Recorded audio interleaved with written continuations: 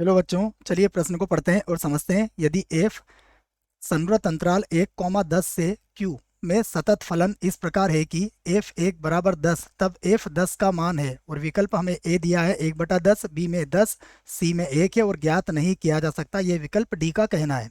हमें इनमें से सही विकल्प का चुनाव करना है। प्रश्न को हल करने से पहले हम प्रश्न के लिए मुख्य अवधारणा लिखेंगे या देखेंगे। तो मुख्य अवधारणा जिसकी सहायता से इस प्रश्न को हल किया जाएगा। मुख्य अवधारणा में हम इस बात को समझेंगे कि जो वास्तविक संख्या होती है वह परिमेय और अपरिमेय को मिलकर बनाई जाती है या बनती है। तो परिमेय संख्या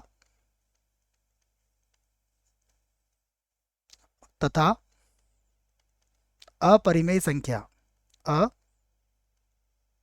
अपरिमेय संख्या, परिमेय तथा अपरिमेय संख्या, ये दोनों ही मिलकर क्या बनाती है? वास्तविक संख्या।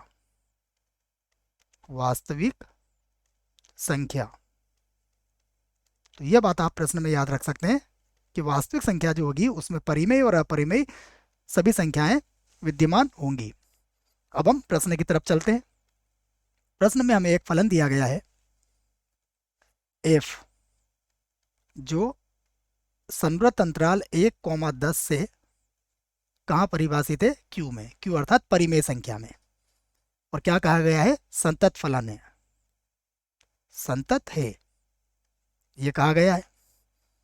उसके बाद एक बात और कही गई है कि f1 किसके बराबर है? 10 के बराबर है और f10 का हमें मान ज्ञात करना है। तो इसी बात को आधार बना के हम प्रश्न को हल करेंगे। यहां पर देखिए, यदि f(x) अंतराल 1, 10 में संतत है, संतत है, यह हमें दिया गया है। ठीक है, इसको एक बार और लिख लेते हैं बच्चों, संतत है। अब समझिएगा कि यदि सतत है तो क्या होगा? फलन कहीं पर भी टूटेगा नहीं। जब भी हम इसका ग्राफ बनाएंगे या आलेख बनाएंगे तो यह किसी भी बिंदु पर नहीं टूटना चाहिए, ये बात हमें पता है। तो यदि f(x) 1 से 10 में सतत है, तब f(x) f1 तथा f10 के मध्य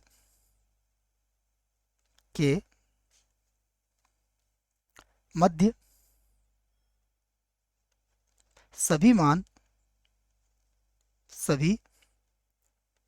प्राप्त करेगा, सभी मान प्राप्त करेगा।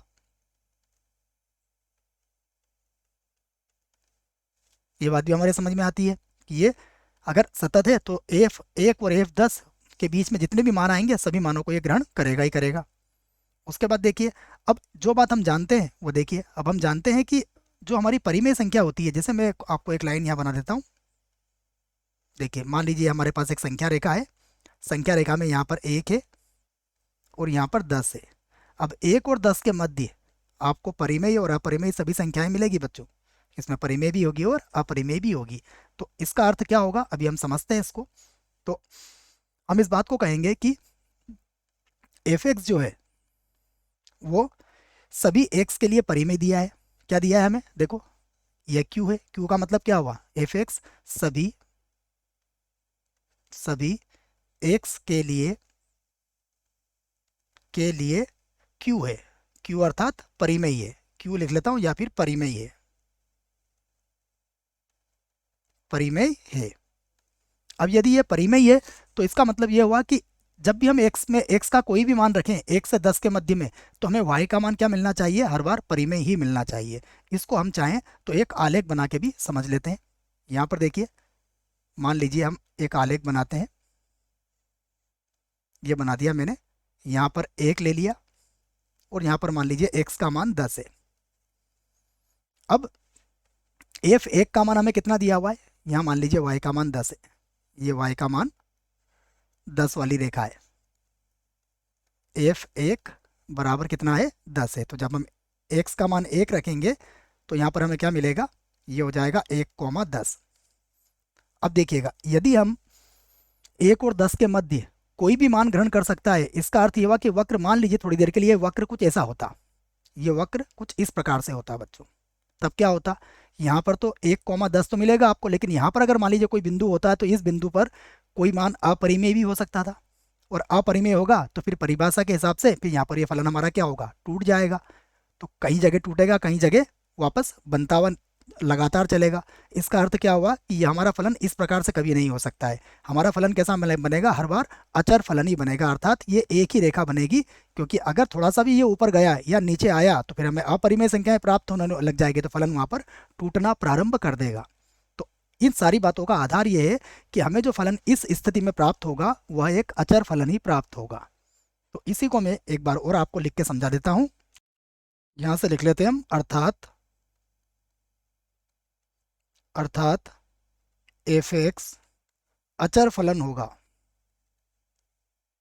अचर फलन होगा, फलन होगा, क्योंकि यदि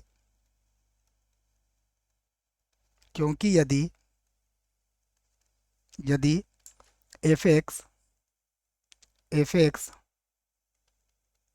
अचर फलन नहीं हुआ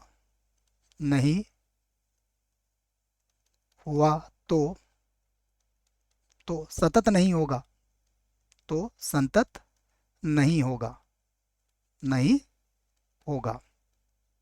अब समझिए, यदि अचर फलन होगा तो एफ 1 पर जो मान आएगा वही 1 2 पर होगा, वही 1 3 पर होगा, वही 1 10 पर मान होगा। तो यहाँ से हम इस बात को समझ सकते हैं कि एफ 1 का मान अब अगर हमें दिया हुआ है 10, तो इसका अर्थ हुआ कि एफ 10 का मान भी कितना होगा, 10 ही होगा। और भी कोई मान रखोगे आप इसके अंदर 2 3 4, तो वो मान भी क्या मिलेगा आपको, 10 के बराबर ही मिलेगा। तो हमें हमारे प्रश्न का उत्तर मिल चुका है कि एफ 10 का मान भी कितना है, हमें 10 ही प्राप्त होगा। देखते हैं विकल्प कौन सा सही होगा। तो विकल्प ए तो गलत होगा, विकल्प बी जो है इस प्रश्न के लिए सही विकल्प होगा। बच्चों, आशा करता हूँ आपको इस प्रश्न का उत्तर समझ में आया होगा। धन्यवाद।